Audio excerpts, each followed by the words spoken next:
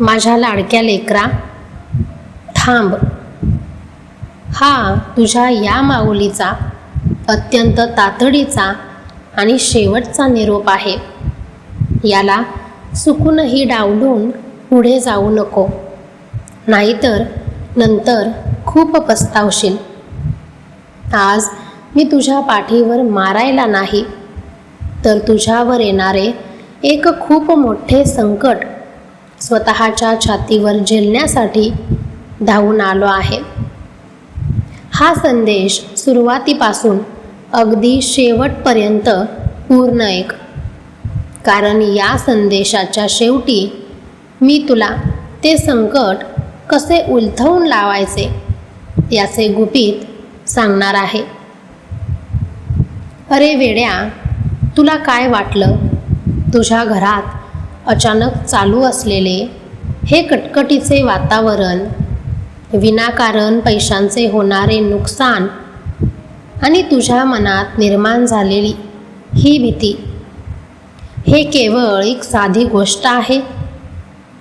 मुळीच नाही.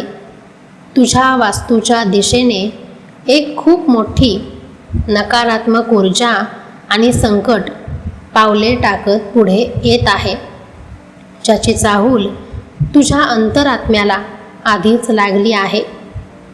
पण घाबरू नकोस. तुझा हा पाठीराखा जिवंत असताना तुझे नुकसान होणारच नाही. आता नीट ऐक. हे संकट नक्की कुठून येत आहे आणि त्याचा पहिला टप्पा कसा सुरू झाला आहे. ज्या लोकांना तू आपले समजून स्वतःच्या मनातील गुपिते सांगत आहेस, ज्यांच्यावर तू डोळे झाकून विश्वास ठेवला आहेस, तेच लोक आता पाठीमागून तुझ्या विनाशाचा सापळा रचत आहेत.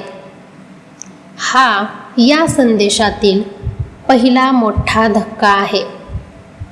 तुझ्या प्रगतीवर, तुझ्या सुखावर काही लोकांची अत्यंत विषारी नजर आहे.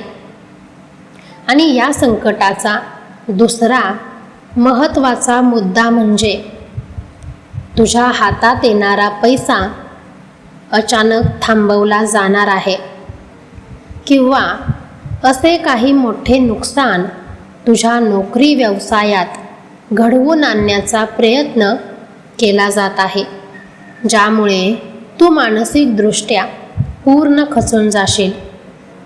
ते कपटी लोक तुझ्यासमोर गोड बोलतील, पण पाठीमागे तुझी निंदा करून तुला एकटे पाडतील. पण माझ्या लेकरा, डोळे उघड. हा देव तुला जागे करण्यासाठीच हा तातडीचा निरोप घेऊन आला आहे. जेव्हा संकट समोरून येते तेव्हा घाबरायचं नाही, तर सावध होऊन शत्रूचा डाव उलटवायचा असतो. आता बघ, या संकटाचे तिसरे आणि सर्वात गुप्त रूप काय आहे. तिसरा मुद्दा थेट तुझ्या स्वतःच्या शरीरावर आणि तुझ्या घरातील शांततेवर होणार आहे. हे मी तुला आधीच सावध करत आहे. गेल्या काही दिवसात रात्रीची झोप अचानक उडाली आहे ना? मनात विनाकारण भीती वाटते आणि अचानक घरातील व्यक्तींचे आरोग्य बिघडत आहे. याचे कारण समजून घे. ही त्या संकटाची अदृश्य पावले आहेत, जी तुझ्या घरात प्रवेश करण्याचा प्रयत्न करत आहेत. पण इथेच खेळाचा सर्वात मुख्य भाग सुरू होतो. शत्रूला वाटत आहे की तू एकटा आहेस आणि तो तुला सहज संपवून टाकेल. पण त्याला माहीत नाही की तू ज्या अक्कलकोटच्या माऊलीची सेवा करतोस, ती माऊली स्वतः तुझ्या दारावर पहारा देऊन उभी आहे.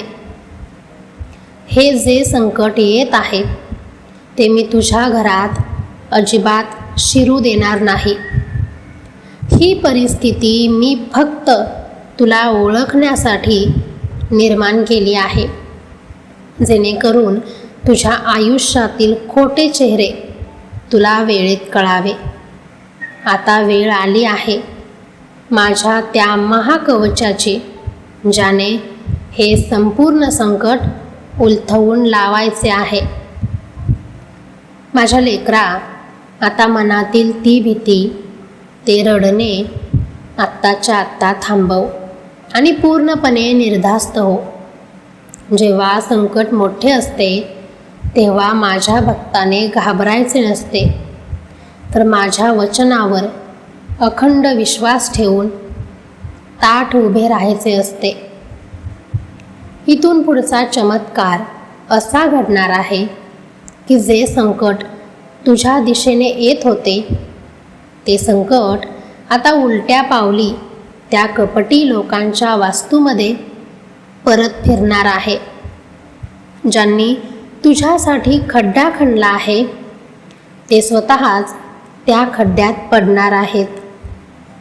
हा काळाचा नियम आहे आणि या कर्माचा हिशोब स्वतः मी चोख करणार आहे.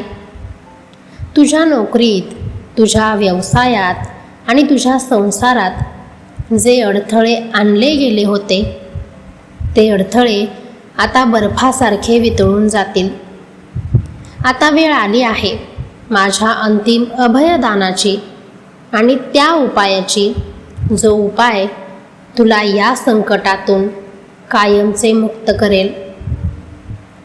माझ्या लाडक्या लेकरा, आता ऐक ते गुपित, ज्याने हे संपूर्ण संकट आत्ताच्या आत्ता उलथवून लावायचे आहे. आजपासून रोज सकाळी आणि संध्याकाळी तुझ्या घरात श्री स्वामी समर्थ या नामाचा अखंड जप सुरू कर आणि माझ्या फोटोसमोर हात जोडून फक्त एवढंच म्हण, माऊली, मी सर्व काही तुमच्या चरणी सोपवले आहे. तुझा हा एक शब्द ऐकताच ब्रह्मांडातील सर्व संकटे तुझ्या वास्तूवरून बाजूला सारण्याची जबाबदारी माझी असेल. शत्रूचा पराभव झाला आहे आणि तुझ्या नशिबाचे सुवर्ण पहाट आता येणार आहे. ज्यांनी तुला रडवले तेच आता तुझा हा राजेशाही रुबाब पाहून हात जोडतील.